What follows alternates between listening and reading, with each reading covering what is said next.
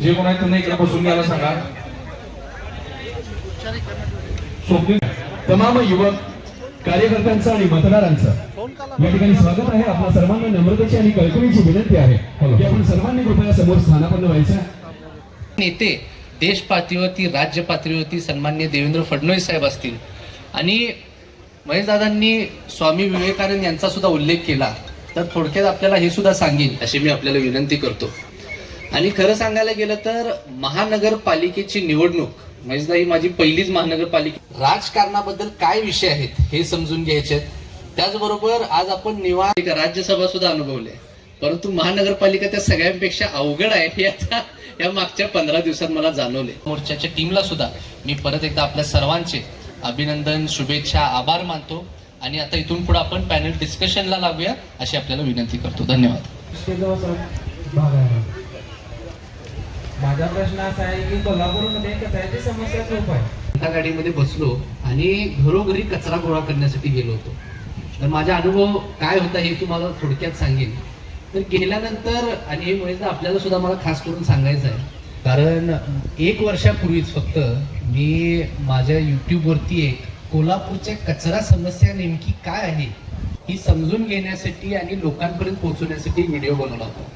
आणि मी सुद्धा त्या अनुभवात भरपूर काही शिकलो. मला सुद्धा काही कित्येक गोष्टींचं आश्चर्य सुद्धा. तसं आपण जर सेन्सस घेतलं 2025 ला it is projected almost 43 lakhs.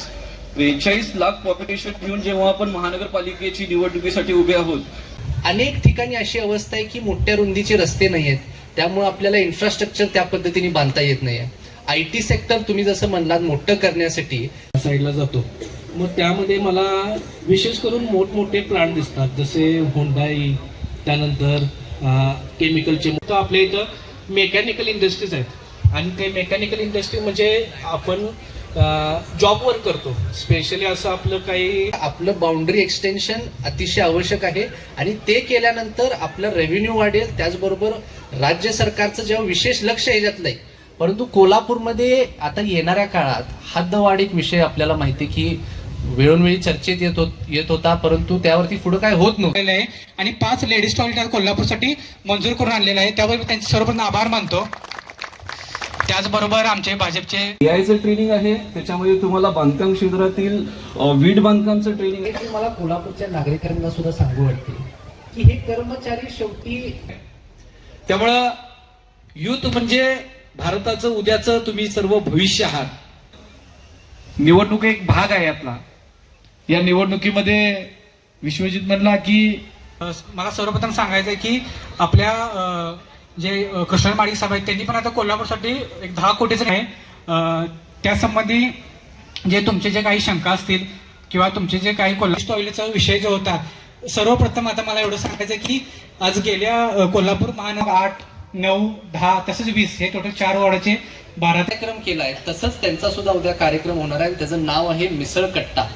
तुम्ही कदाचित मुख्यमंत्री महोदयांचे विचार काय आहेत, कारण त्यामध्ये मी परत एकदा स्वतःला खूप भाग्यवान समजते की उद्या साहेबांची मुलाखत घेण्याची संधी सुद्धा मला दिली गेलेली आहे.